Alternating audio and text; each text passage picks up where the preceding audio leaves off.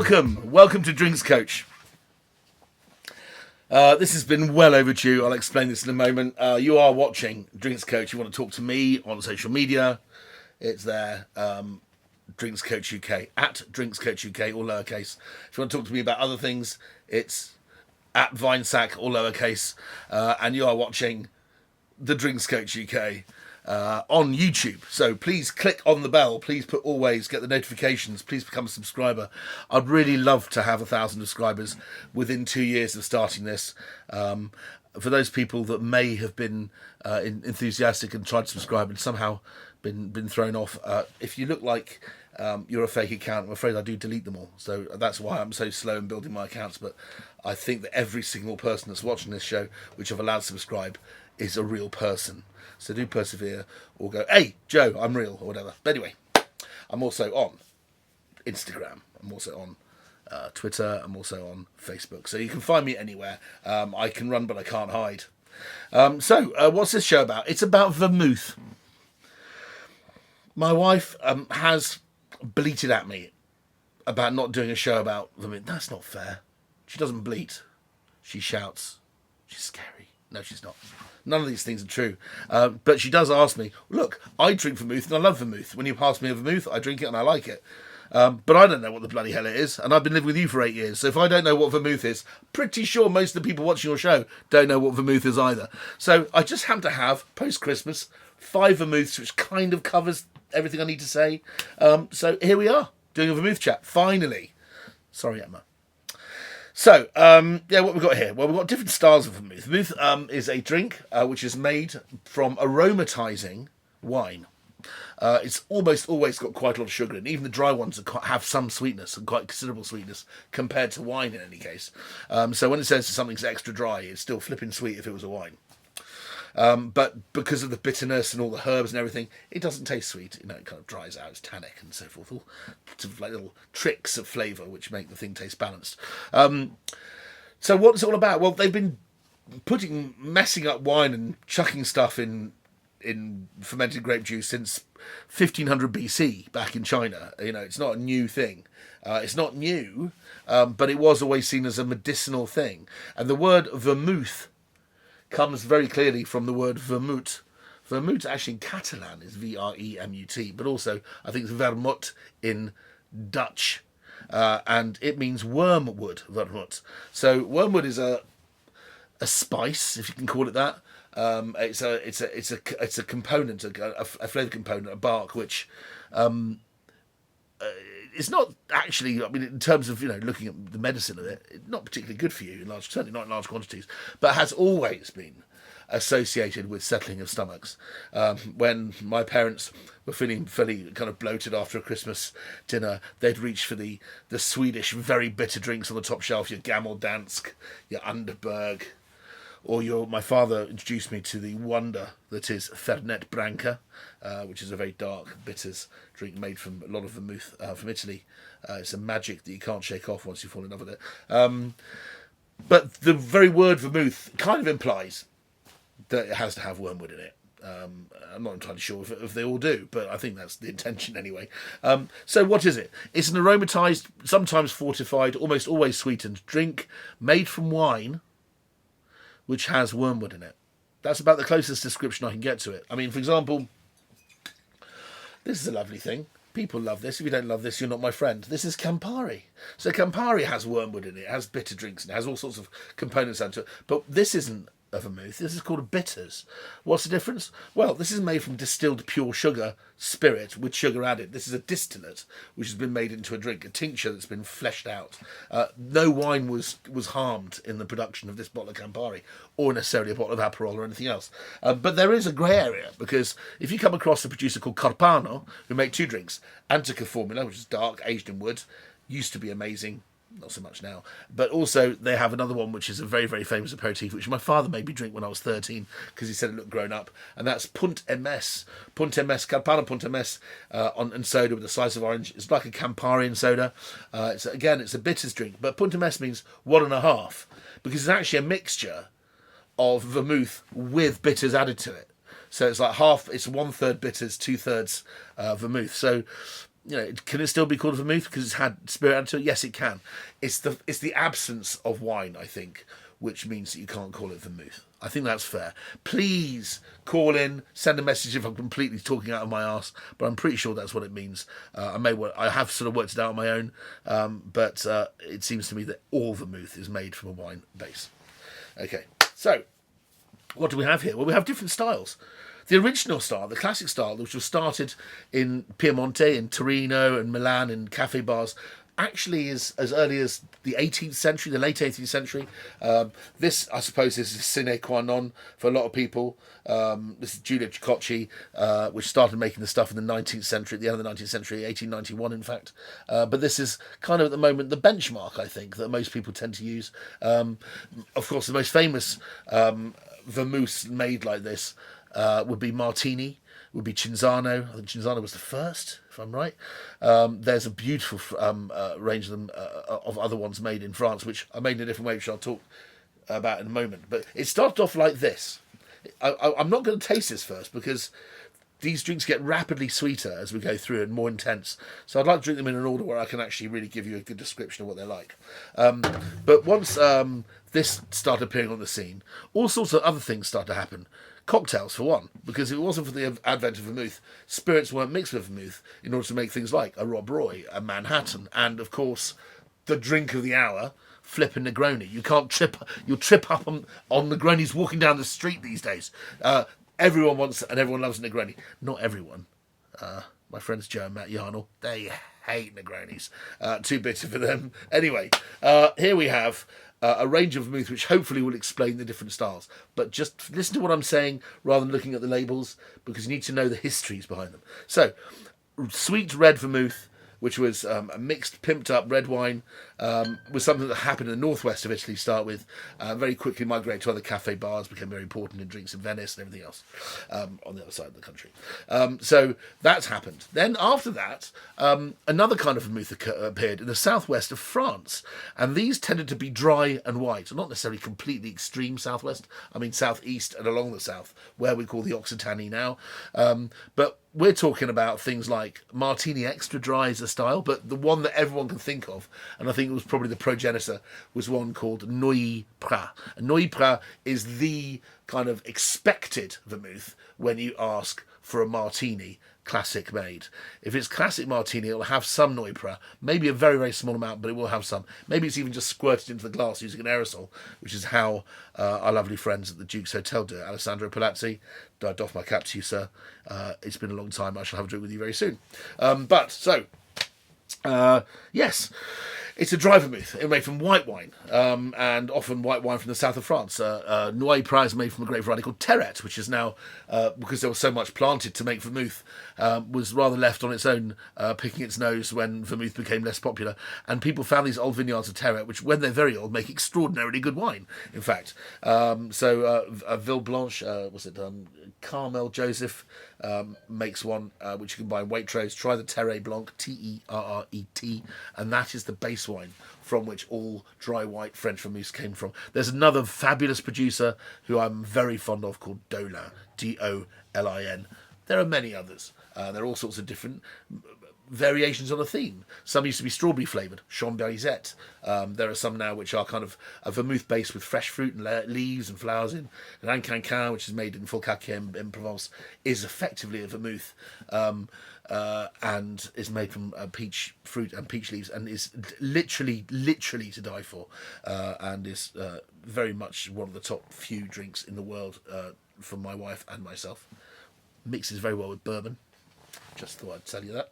So, start off with the red sweet vermouth, then it sort of migrated to martini style vermouth, which were dry and white. And these guys back in Cinzano, Martini land in Piemonte started then to produce dry ones as well, because it was a one-stop shop, and they had such a good reputation for making red classic vermouth that then transpired into making dry white vermouth as well of very high quality.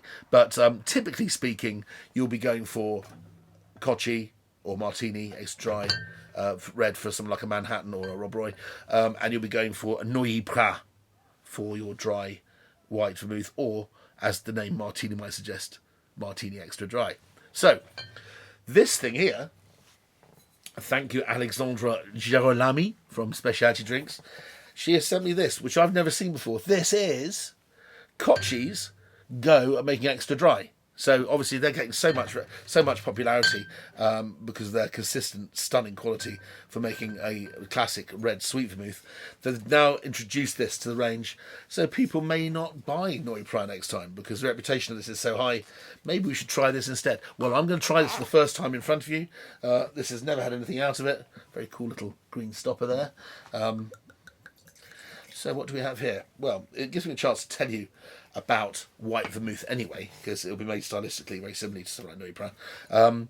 In here, there'll be some local botanicals like anything else. There'll be dozens of them.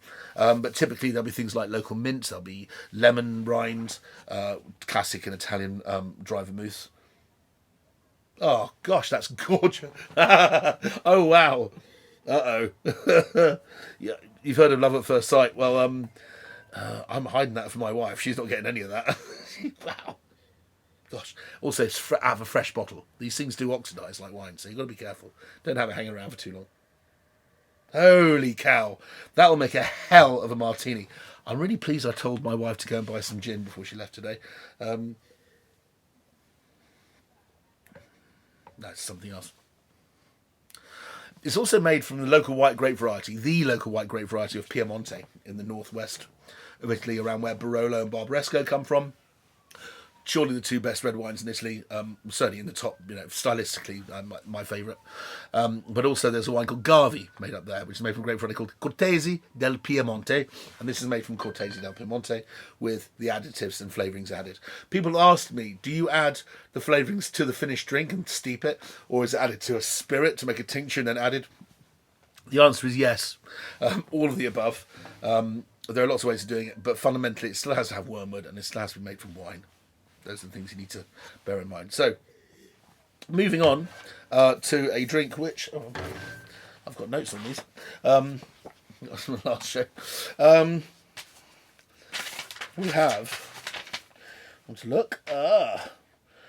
A price. Yes, we do have a price. So if you buy this in half litres, these are both £18-19. If you buy them in full-size bottles, they're about £24.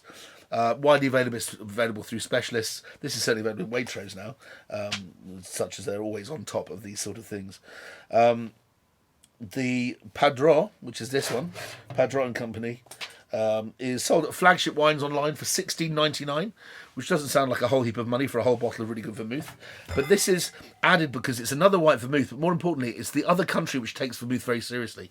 A lot of Rioja producers make vermouth, red wines, and white wine based. And this is Padron Co. This is from almost diametrically magnetic north above the coastal port town of Tarragona.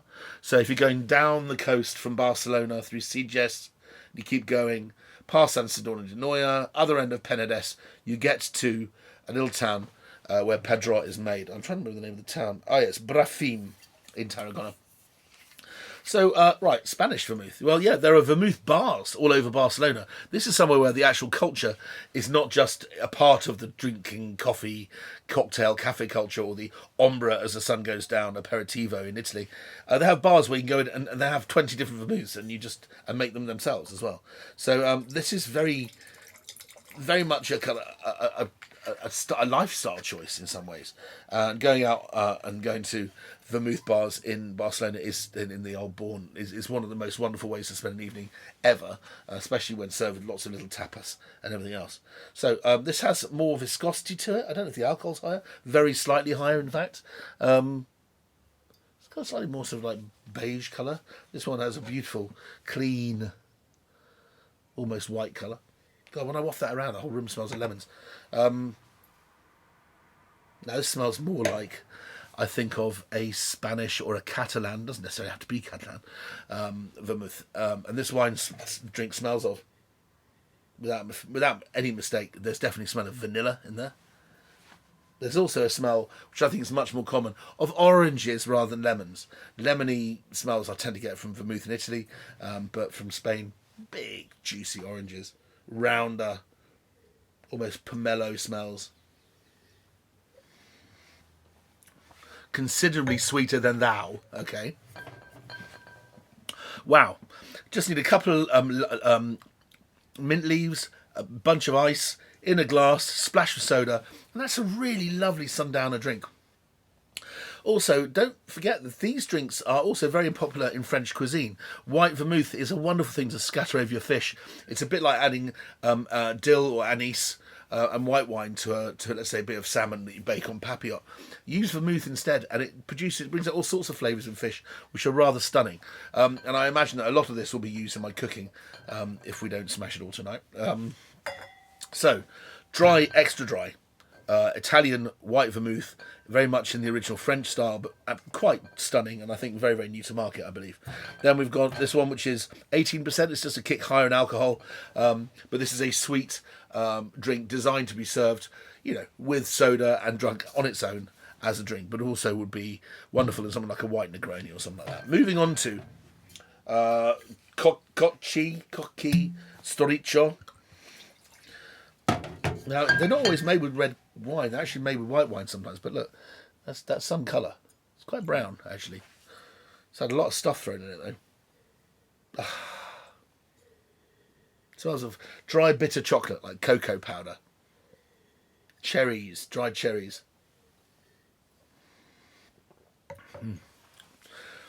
It's really mouth-filling and broad and rich and complex, but also refined and wearing a very sharp suit at the same time. It doesn't have excess weight, but it has real presence and flavour. Very, very stylish. If I make myself a Negroni, it's 1/3 gin, 1/3 that, 1/3 Campari.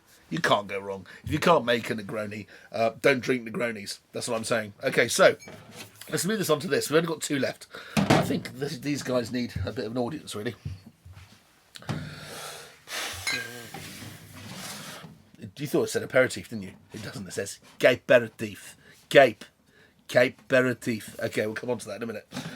This is Astley Brothers Estate English Vermouth. This is the flagship vermouth of a new vermouth producer in London who are producing, I think, in 100% English source materials. And actually, this is made from a wine made from English Pinot Noir. I don't know where they get the source the fruit from. May well be something like Greyfriars in Guildford or somewhere in Hampshire. But there's a lot of Pinot Noir grown in the UK now, and this is how they make it. Now, I was just going to get 2 clean glasses. There we go.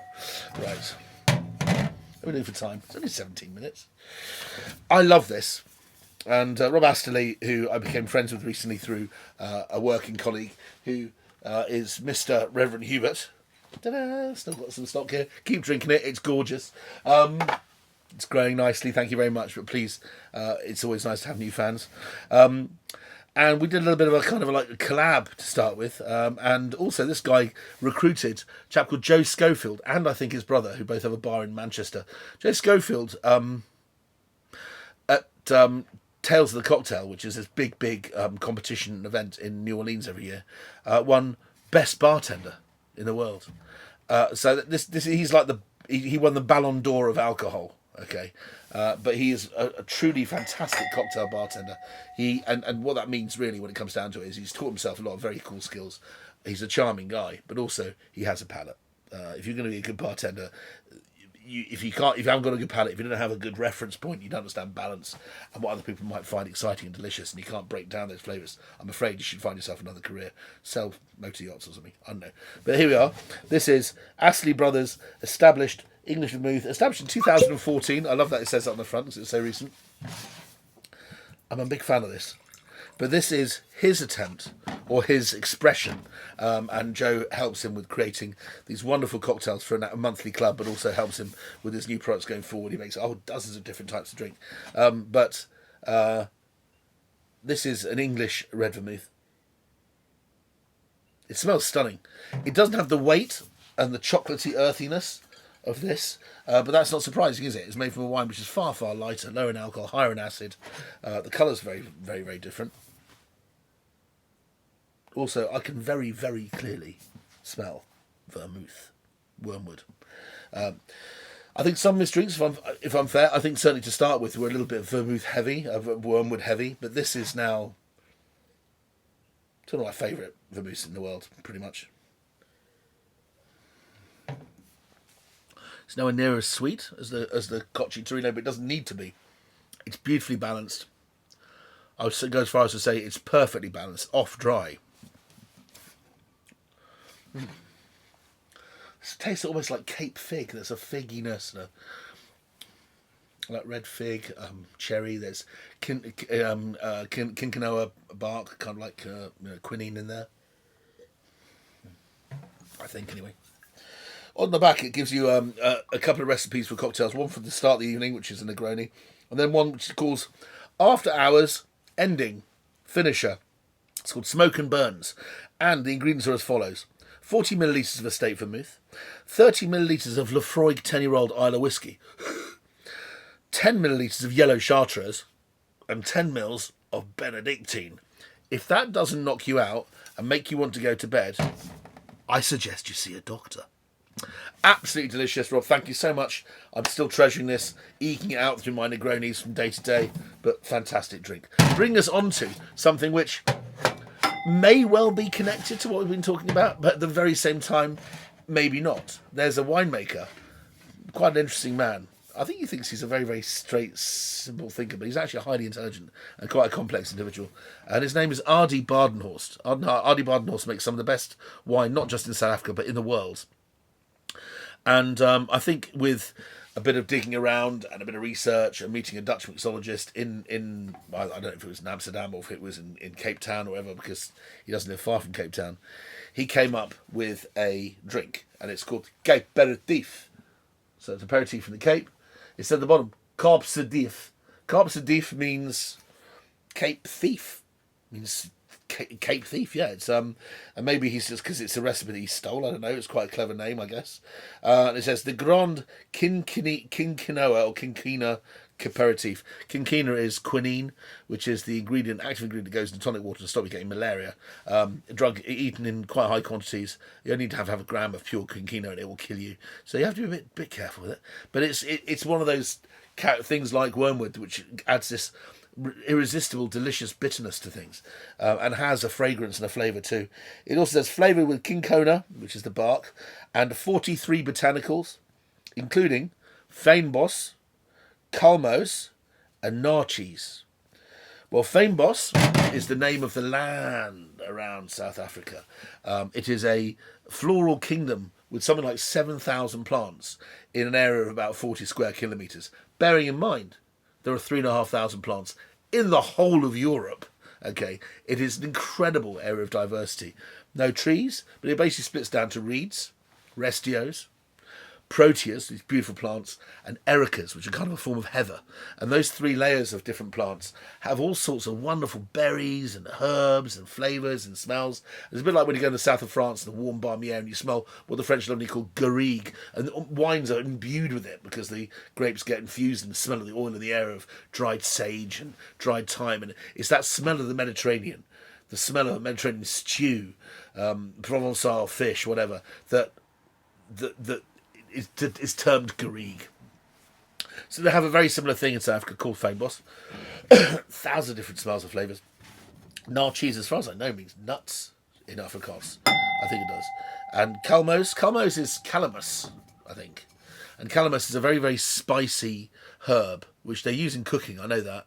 I'm not sure. I think it's supposed to have medical quality as well, or as yet unproven. But there we go. So we've got this drink, which is made from his wine. He makes it from wine that he grows. He has a property in the Swartland and the Blackland of South African wine growing. Good 2.5 hours drive out of Cape Town going northwest. And he makes this from Chenin Blanc, which is South Africa's kind of own white variety. It comes from the Loire originally, but Loire in France, but it was also known as Stein, S-T-E-N, and was widely planted everywhere for making sherry, general liquor, distillations, that kind of thing. But old, beautiful Cape Town Chenin Blanc vines produce some of, not only some of the most incredible white wine in the world. Please look up on the Drinks Coach, put in the Drinks Coach, South African Chenin Blanc. I think there are at least 3 shows dedicated to wines I drunk, which is one of the great new world-class wine styles. And people, you need to know more about it. I can't afford white Burgundy anymore, so screw that. I'll just drink South African Chenin from now on. It literally gives me every bit as much pleasure. So here we are. So that's number 9, Kaap se Dief, the Quinquina Aperitif. Let's try this shit. 20 quid a bottle. It comes in through the importer of Irish Barter Source Wines, which is in Mortlake down the road, and it's a company called Swig. So go online to swig.co.uk. Martin Day of the Pipe of Port in Southend-on-Sea. Not only does this guy run this lovely wine bar bistro foodie place in where there are a few highlights in Southend-on-Sea. I hope he doesn't mind me saying that, but he's definitely one of them. And I went online because he very kindly offered to let me do a Zoom chat with Ardy Bardenhorst, and he sent the samples. And the wines were to die for. Ardy's white wines, particularly, just absolutely stunning. Just one of the great leading lights. Let's have a look at this colour. It's literally burnished gold now. That's gold once it's out of the bottle. It's funny because what's happened here is I think Ardy's reverse engineered something, a recipe that he's found, and made a drink which actually, because he didn't come from a reference point, is almost certainly better than it would have been had he decided to make it the way other people did. And the reason why I say that is because I can smell varietal muscat and varietal Chenin Blanc in this drink. It's an aperitif made from two different grape varieties, from vineyards he owns, but the wine identity is so strong that that's still the story here. And then you've got all these wonderful layers of different spices and botanicals and gaginas and blah, blah, blah, blah, blah. And it finishes unbelievably and surprisingly dry. Not dry, I'm going to guess, about 35 grams, but there's so much tannin in there that you can't taste that. Wow, what a drink. Okay, so this is my Vermouth show, using very strange reference points and exhibits, but let's put them at the end because who knew the New World was so good at this? By the way, there's a very, very good quality Vermouth company in Australia called Regal Rogue. Look them up as well. They're very, very useful people to know. Their drinks are a little simpler, which makes them easy to blend, actually, in cocktails, if I'm honest. I think this may be the drink here. Absolutely stunning. We've got Kochi. Padron, thank you very much. I know it took a long time to get on the air, but thank you, Daniel Lambert of Daniel Lambert Wines down in South Wales, who sent this to me before Christmas as a Christmas thing. Much better now that things are over to concentrate on this for what it is, which is an absolutely delicious, satisfying vermouth in its own right. I'm just going to chuck a load of ice in there, put on the skiing at the Lauberhorn, and kick back. Okay, it's about time I saw you next time, isn't it? See you next time.